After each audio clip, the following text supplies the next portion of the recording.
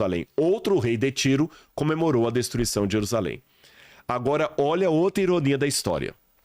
Na época de Jesus, havia um outro templo construído em Jerusalém. Depois que os babilônios destruíram aquele, os judeus acabaram construindo um outro.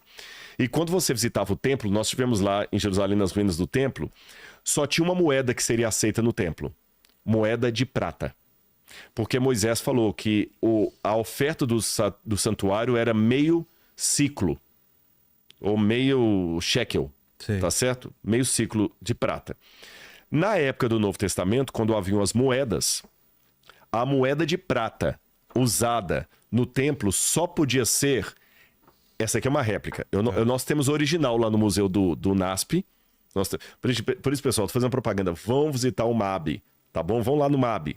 Tá bom? Vão lá no MAB. Tem um vídeo que a gente foi lá na inauguração. Exatamente. Assiste aí no Inteligência Limitada. Visitei o vídeo do Rodrigo Silva. Tá aí, tá bom? Depois vocês vão lá. O Vilela teve lá. Mas como eu não ia trazer uma original aqui pro programa, eu trouxe uma réplica. Tá. Mostra aí, Vilela. Na câmera que você mostra maior. Então explica. Estão vendo? Vou explicar. Consegue dar um zoom aí, ó. Aí na frente... Não, primeiro a outra parte mesmo. Na frente você tem o rei Melkart, tá bom? Que era o rei de Tiro, tá bom? Melkart também é um codinome para uma divindade lá, mas também está como o rei de Tiro. E do outro lado você tem a águia, que inclusive no tempo romano era um símbolo de Roma, tá bem? Essa era a única moeda que podia ser aceita no templo em Jerusalém. Então quando você vinha de outro lugar, você trazia suas moedas, e quando você ia chegar no templo, você ia no cambista. E trocava. E trocava. Dependendo da cotação. Da cotação, e tinha muita roubalheira. Sim. Você lembra de algum episódio do Novo Testamento que Jesus ficou furioso com isso? Sim. Qual episódio? Quando ele vai e quebra tudo lá, né? E pega um chicote e derruba as mesas Qual que é o contexto daquilo lá? O contexto... Ele tava indo lá fazer o quê? Jesus foi adorar no templo e ele percebeu uma coisa que se fosse hoje, Jesus talvez desceria o chicote em muito religioso. Alguém me perguntou aí, não lembro mais do pessoal que estava com a gente, né?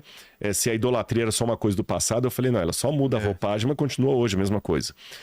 A corrupção religiosa que havia no passado também há hoje. Quando a pessoa mercantiliza a fé. Você entendeu? Começa a vender milagre, vender cura. Isso lá. Exatamente. Jesus hoje também desceria o chicote em muita igreja por aí. Então ele desceu o chicote por causa daquilo. Agora, olha que interessante, porque a pessoa chegava com a moeda dele e o pessoal roubava ali no câmbio. E era essa moeda que a pessoa pegava, trocava e entregava de oferta no templo em Jerusalém, ou comprava o cordeirinho sem mácula também para oferecer no templo. Olha que curioso. Sabe onde essa moeda era feita? Onde? Em Tiro. Era cunhada lá. Por quê? Porque Tiro fabricava a moeda de prata mais pura de todo o Império Romano. Ela tinha 98% de prata pura e 2% de liga de outros elementos. Mas 98% era prata pura. Por isso que essa moeda era a única aceita no templo. Existe inclusive uma polêmica que, com o passar do tempo, alguns historiadores acreditam que quando Tiro foi proibida por Roma de cunhar moedas, Tiro não cunhava mais, então Jerusalém pediu autorização para cunhar as próprias moedas, chamadas ciclo de Tiro. Sim. Aí, quando essas moedas passaram a ser cunhadas pelos judeus, sabe o que eles fizeram? Eu tenho uma lá no museu. Eles borraram o rosto do imperador e da águia.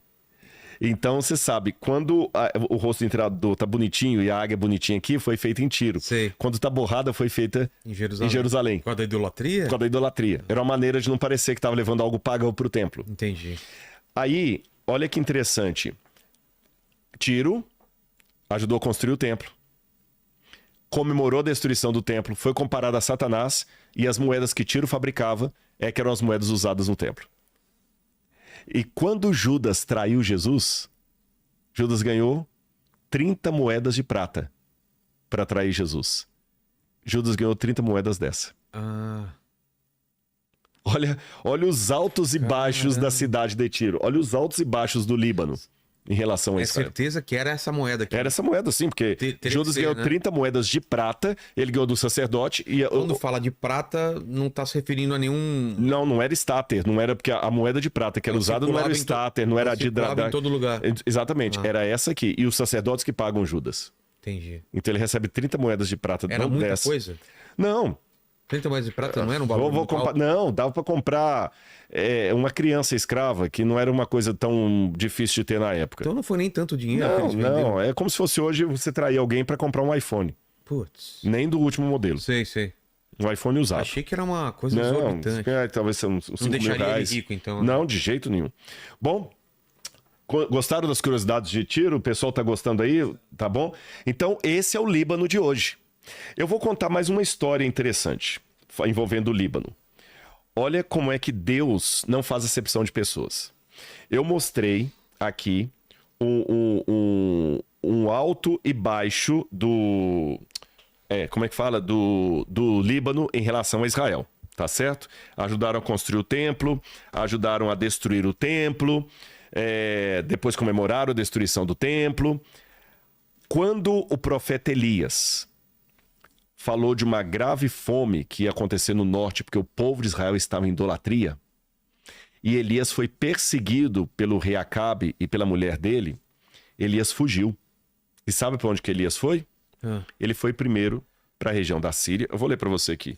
2 Reis, capítulo 17. Segundo livro de Reis... capítulo 17. Olha a ironia da história. Segundo livro de Reis, capítulo 17. Estou em Segundo Reis, capítulo 17. Deixa-me ver aqui. Não é Primeiro Reis, eu creio. 17. Não é Segundo Reis. Primeiro Reis, capítulo 17. Olha aqui. Quando Elias, o tesbita dos moradores de Gileade, disse a Acabe, rei do norte, agora você tem em casa, já sabe. Rei do norte, rei de Israel, capital Samaria, tá bem? Que era poluído de idolatria. E o profeta Elias estava profetizando ali. Enquanto isso, havia o rei de Judá aqui com Jerusalém. Ok, então o rei falou, tão certo, o Elias, o profeta falou, tão certo como vive o Senhor, Deus de Israel, a quem eu sirvo, não haverá orvalho nem chuva nos próximos anos, a não ser quando eu disser.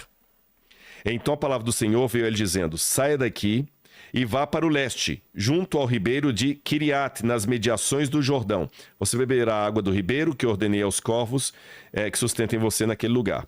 Então Elias vai para o Quiriate, ele atravessa o Jordão e ele vai para a região da Síria, que é inimigo de Israel.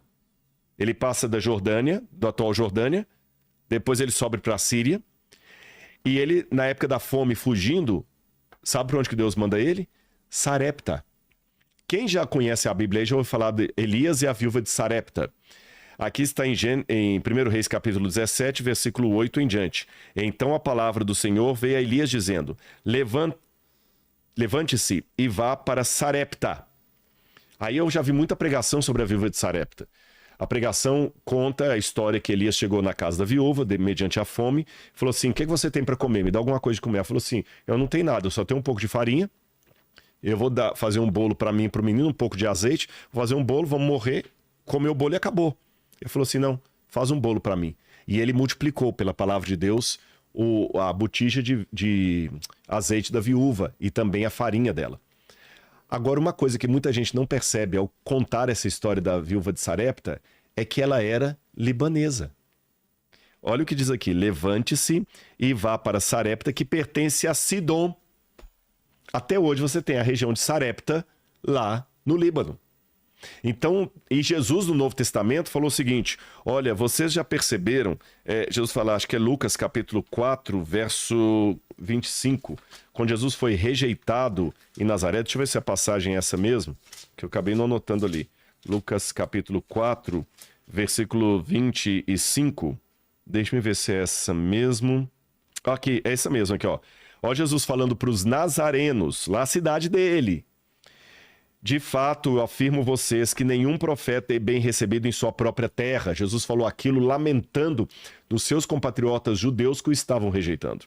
E ele disse, na verdade eu lhes digo que havia muitas viúvas em Israel no tempo de Elias, quando o céu se fechou por 3 anos e 6 meses, reinando grande fome em toda a terra.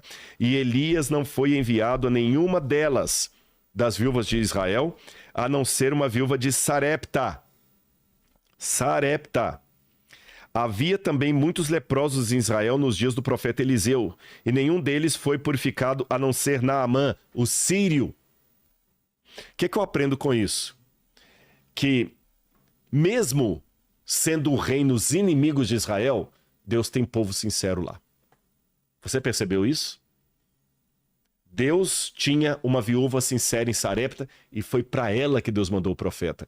Deus tinha um general sincero na Síria, Naamã, e foi para ele que Deus mandou a cura, e não para os outros leprosos.